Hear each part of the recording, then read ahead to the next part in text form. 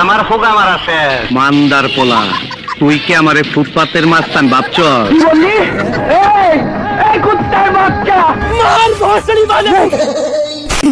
গাড়ি স্টার্ট কর।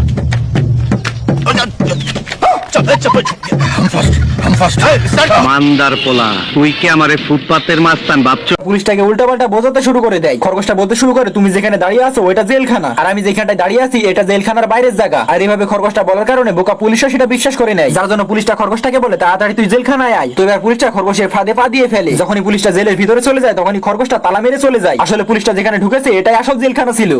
পুলিশটা খরগোশটাকে বলতে শুরু করে, তুই আমাকে বোকা বানালি, আমি তোকে এখনই গুলি করে মারবো। খরগোশটা বুদ্ধি করে আবার বলতে শুরু করে, গুলি বাদে হাতে হাতে এসো। তো পুলিশটা বলে, তুই আমাকে চ্যালেঞ্জ দিছিস, যার জন্য এবার দুইজনে ফাইট করার জন্য জামা কাপড় খুলে ফেলে। তো যখনই দুইজন জামা কাপড় খুলে ফাইট করার জন্য প্রস্তুত হয়ে যায় তখনই খরগোশটা বলতে শুরু করে, এখন আর ফাইট করবো না। যার জন্য খরগোশটা এবার বুদ্ধি করে পুলিশটা জামা কাপড় পরে সিটি বাজাতে শুরু করে দেয়।